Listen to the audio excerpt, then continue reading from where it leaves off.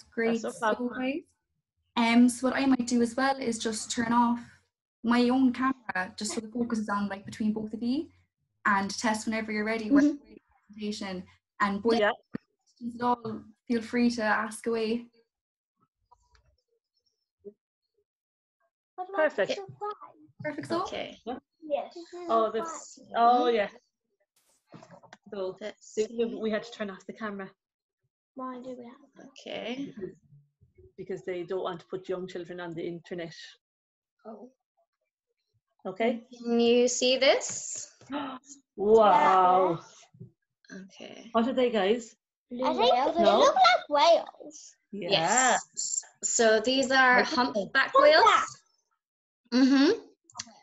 Okay, so I am Tess. I work in Iceland, which is just here.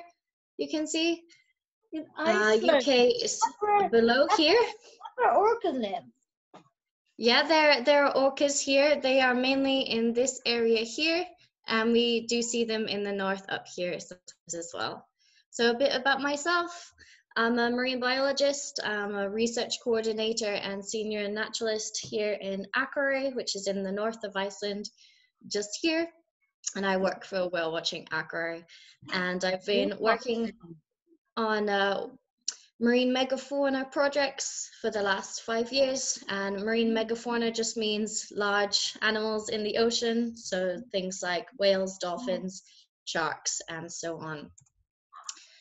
So yes, here we are. We have these things called cetaceans, which are the group of whales, dolphins, and porpoises. So in the world, there's about 90 cetacean I see a blue whale. That's a humpback. Yeah, so this is a humpback. This is a white-beaked dolphin, and this is a harbour porpoise here. And so in Iceland, we have 23 species.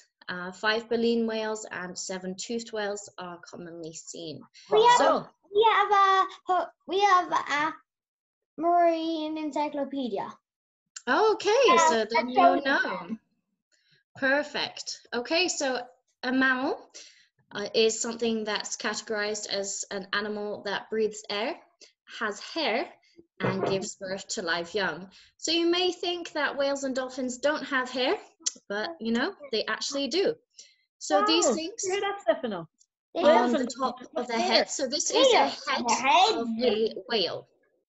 So you can see this is its mouth, and these little things, these bumps, contain hair follicles, which are called turquoise. I thought they were like moles. Yes, that's kind of what they are, but it's they're actually hairs in these little bumps here. Hairs inside the bumps. Okay, so these are humpback whales, as you can see. So this is a whole whale. They're very big. They can grow up to 17 meters, weigh up to 40 tons, or that's 4,000 kilograms. So very, very heavy. And they can live for about 100 years. And they have the longest... That's less than an Amazon turtle. Yes, it is. A lot less. So these things are called pectoral fins, which are the flippers of the whale. And the humpback actually has the longest ones. Oh, no. And you can see here how big they are compared to the boat. So this is when it was just lying on its belly. Why would he be swimming upside down? They do this for many reasons. Sometimes just to entertain themselves, and sometimes it's during feeding. It's easier for them to swim on their belly. I think I saw it in a cartoon. Yeah, we saw it in a cartoon. But they said it was a confused one. Yeah, but they do like to play around a lot, these humpback whales. So this is another reason. I find G upside down sometimes, don't I? Why are there marks on that one? So this is what I'm going to explain. So there are many, many humpback whales, and each one's a different. So just like you can tell your brothers and your friends apart, we can tell the whales apart. So we mainly tell them apart by their tails. But you can also use different things like their dorsal fins, so the fins on the back of their backs, like any scarring you can see here, and also these Why do things they called have the scar? spinal ridges. I will be going through that in a bit. So first, the reason that they raise their tails is if they're going for a very, very deep dive, they need to raise their tail out of the water to give them an extra push. So like when you go to the pool and you want to dive to the bottom, it's much easier. Yeah, if you raise your feet above your head. And it's the same thing for the whales. If they want to go all the way to the bottom of the ocean, they have to raise their tail up high. Tail up to go down deep, deep. What? See? What do you mean by the sound about at the end? The one who's talking. See the tail? His tail is going up, up, up in the air, so he can go deep, deep down. I get that. Okay, so these are called tails, or we call them flukes. And you can see they are very, very different. So you can tell them, the whales, apart by the shape, how big they are, and the trailing edge. How knobbly. And how knobbly, exactly. Coloration as well.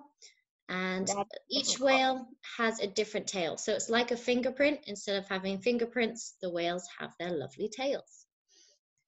And fins. So you can see here, they're very, very different. So some are very white. That's the knobbliest one, I think. Yeah, this one. These are called barnacles, and these attach to the whales. And then you have some I heard scars. about them and saw them at the beach. Okay, yeah, you'll see them a lot at the beach.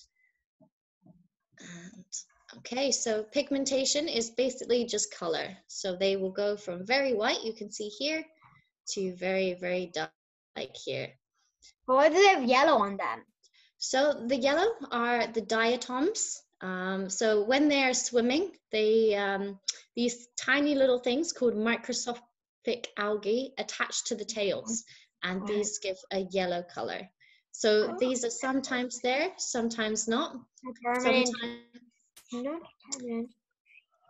yeah, they come and go. So they sometimes are staying there for a few days, maybe a few weeks, but then they go away. So it's just like a kind of rash, let's say. Okay. Do I have a rash? Yeah, I have a rash there. Okay, Wow. and so then we have the dorsal fins. So you can see here, it's the fin on the back of their back. It's nice. That one's quite small. Yes, with the humpback whales, they do have very, very small fins, but you can see they're really different. So this one's got a few cuts, a few scars here, and they have, this one's got no one at all. It's like missing quite a lot, and then this one's got a very curved one. So Well, this one's really small. yes, yeah, it's missing quite a lot, and like sometimes over the years they can. And then we can, like, the scarring.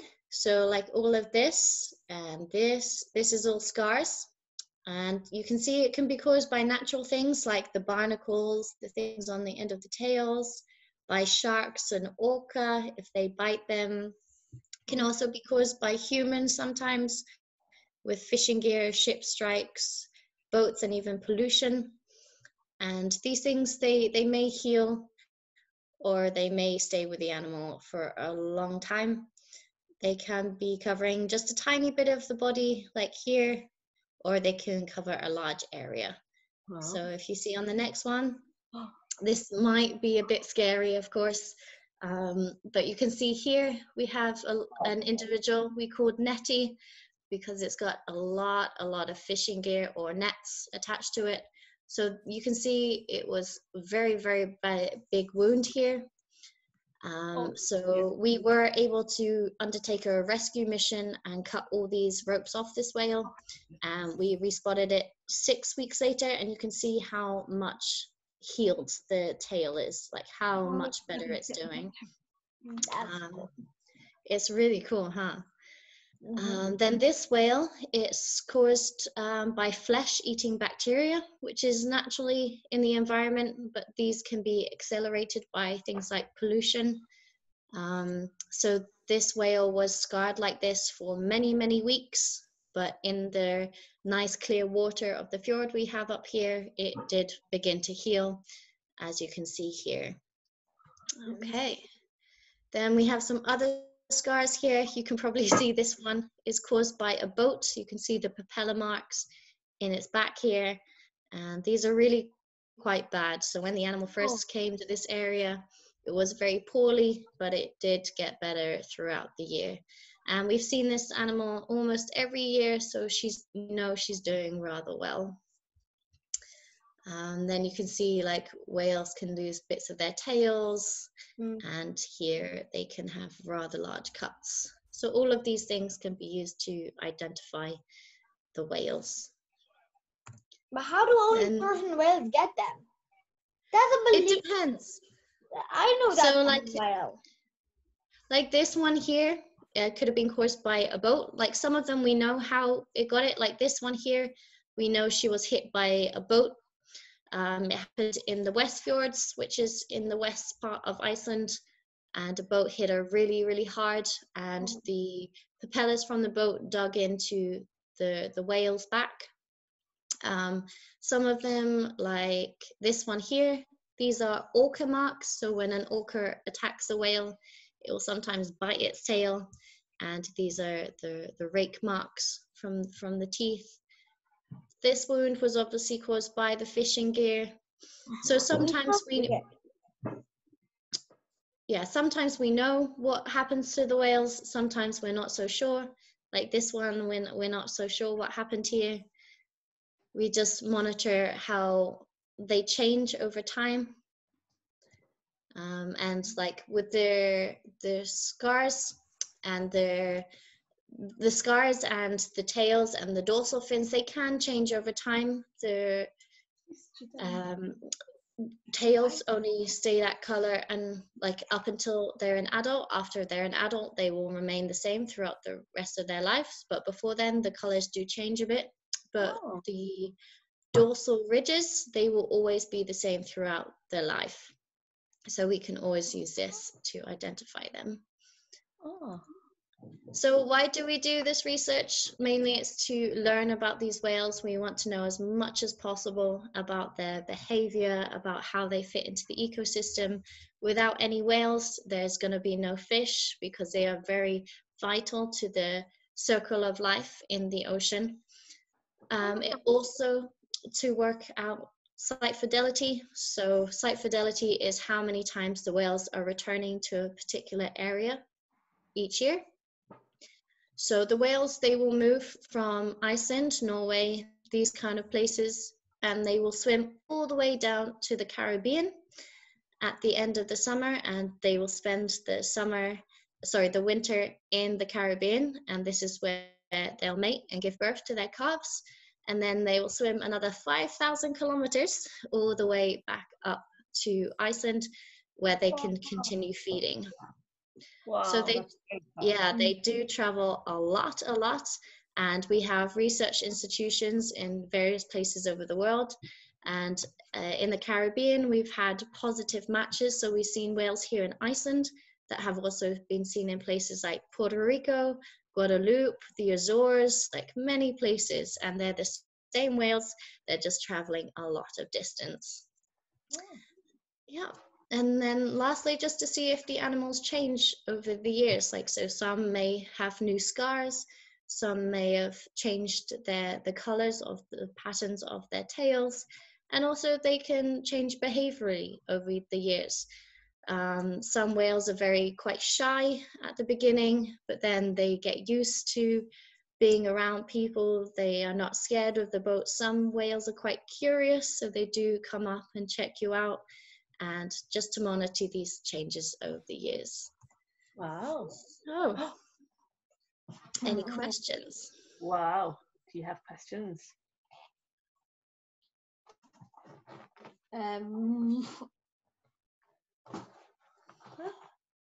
Okay, I have one. Mm-hmm. How big is blue whale poo? James. You got the humpback whale. Oh, humpback. How big of humpback whales poo? How big? They can grow up to 17 meters. With the blue whales, they can grow up to 32 meters. Wow. So I wonder really, how really big. big. How do you know this? How do you know the difference of a door squid's beak and a closet squid's beak? Sorry? He's asking. They're asking rather out of field questions. How do you know the difference between a giant squid's beak and a colossal squid's beak when it's in a whale's belly? Usually the size of the squid beak. So it's mainly sperm whales that eat squid. Sperm whales, We know that. Yeah, and so the colossal squid is very, very big. It's actually bigger than the sperm whale itself. And these are really quite rare. The whales have to dive about 2,000 meters to find the colossal squids. Well, they're tasty, it sounds like. I would dive that deep down to find something. To find something like a million chocolate bars. Yeah. I thought door squid was bigger than colossal squid. No. Did you tell Tess what you want to be when you grow up, Stefano? Marine biologist. That's very good. There's lots to do when you're a marine biologist, so you need to find what you're interested in, and Ireland is a really good place to do marine science. There's a lot of institutions. I'm interested at doing squid. You are interested in giant squid? Yes. Then I would just recommend reading as much as you can about giant squid. That's the best way to do it. Wow. Let me see if we can find anything else. And what else do you like? What's the place in the ocean you really want to go to? Mariana Trench. The Mariana Trench. Yes. Ah, okay, wow. I have to go to the Atlantic Ocean. I don't think anybody ever went to the Mariana Trench. No, they've sent drones down there, but it's very, very deep. Drones swim? So humans can't go down there. Because they lose signal. Yes, they lose signal if they're not attached to a ship or modem. Oh. So they have to have a very, very long wire. About 2 meters. And did you see? Can we see humpback whales in Ireland sometimes? Yes. There's places, Galway sees them occasionally.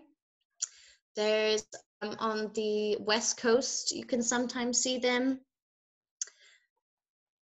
And there's actually land watches from, I think, around Galway that occasionally see them. And they've started to feed in Irish waters actually more often. Wow, maybe when we're allowed out again, we'll go and try to see some whales, will we? Some humpback whales. I'll also see a blue whale. I don't think they live around here. Well, ask. What they want to see? A blue whale. Only a whale. A blue whale. I don't think blue whales whale. Do they? No, blue. Well, one washed up in Ireland, but that was in 1800. I believe. Maybe you can go back 30 years to see it. But blue whales, you either have to come up here to Iceland or go to places like the Azores to see them. They are quite difficult to see, blue whales. Well, would Iceland be a good place to go on holidays to see lots of whales? So yes, definitely. It's like one of the best places in Europe to see whales. I love orcas. Orcas live in Iceland as well. Yes, they do. Mainly around a place called Snaefellsnes. There's a lot of orcas there. They also live in Antarctica. Yes, there's lots of them in Antarctica too. They eat penguins. Yes, they do. The ones up here in Iceland, they eat fish. They also eat sharks, I thought. I thought they also eat sharks. Yes, in New Zealand, the ones there eat sharks. So the orcas, depending on where they're from, they will eat different things. So the orcas in New Zealand will eat sharks and rays. There's some orcas in America that eat seals. The ones in Antarctica will eat penguins. The ones up here in Iceland and Norway will eat fish. Wow. Yeah. Wow. So you mean Norway has those calmest ones? I want to show you a book. We'll wait till we stop recording. Sorry. Stefano has a book that he wants to show you. Okay. We'll maybe take a picture of it in a while. Okay, that would be great. So first page. It's his book on giant squids. Amazing. You can't see it. Yeah, in a minute. And he also did a painting for you, didn't you, Stefano? Oh, did you? Yeah. What's your painting of? A blue whale. A blue whale. Amazing. Did you have any more questions, Stefano?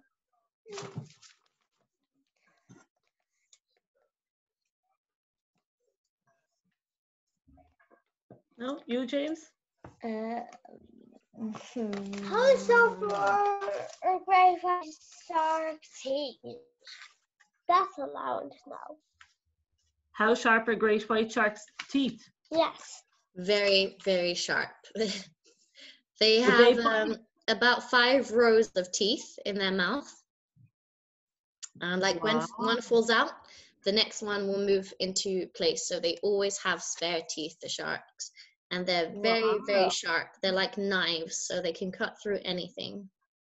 Do you think, Stefano, would a great white shark bite a humpback whale? It could do. Usually these they don't cross paths so much, but the humpback whales are quite aggressive when it comes to protecting themselves and protecting others. So they will give the shark quite a fight. Let's say. Whale against shark. Yeah. And the humpbacks are known to protect other species. Like they've been known to swim on their belly and put a seal on their belly so the orcas and the sharks won't attack them. Wow, did you hear that, Stefano? How do they put a seal on their belly? So they swim up close, they swim upside down like you were shown earlier. Yeah. And the seal sits on their belly. How did that stop sharks attacking? The shark can't jump up on his belly and eat the seal, can he? No, exactly. So the whales are very good at protecting other animals from sharks. And there's even a humpback whale that saved a woman from a shark attack. She was she was diving, and the humpback whale saw the shark coming up, and the lady didn't see it.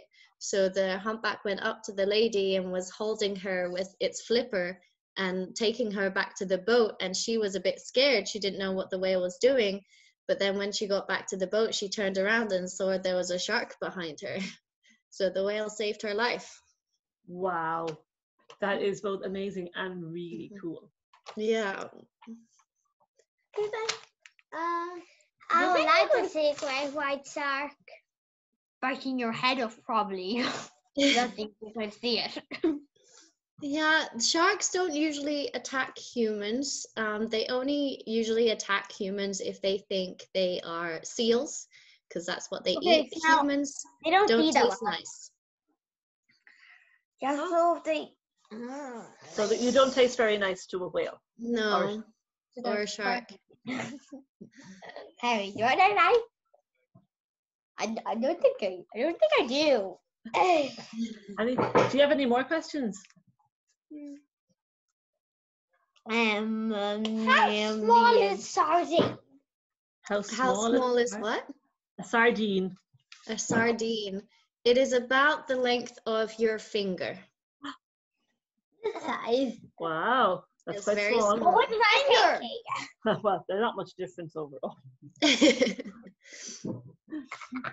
And who eats sardines, Stefano? Or can Tess tell us? Because I don't know who eats sardines. Well, I would say whales. Some type of whales would eat sardines. Yeah, some whales eat sardines, not many. Sardines are mainly eaten by humans and things like birds will eat sardines. Oh, No, really? Mhm. We don't eat sardines. you a lot. don't, but a lot of people do. Mhm. I like salmon the best. Yeah, salmon's very nice. Things like tuna the best. Yeah. Because tuna eats salmon. Does it? It does that in the food chain. Tunas are bigger, but salmons come from different areas. But it would eat it. Yeah, they come from different areas. But you eat both of them, don't you? So you're top of that food chain. That means I eat sunbeams. What else? Do you have any other questions now? Is there anything else you can think to ask? No. Maybe No. if I think No. of an animal. Hey guys, Tess, that was so interesting. Thanks so much. Yeah, no problem. And if you have no more questions left, guys, I can stop the recording and you can show Tess your books then. And your Oh, journal, okay? perfect. Yeah, Great, so perfect. perfect. Do you want So to show Tess? Now look.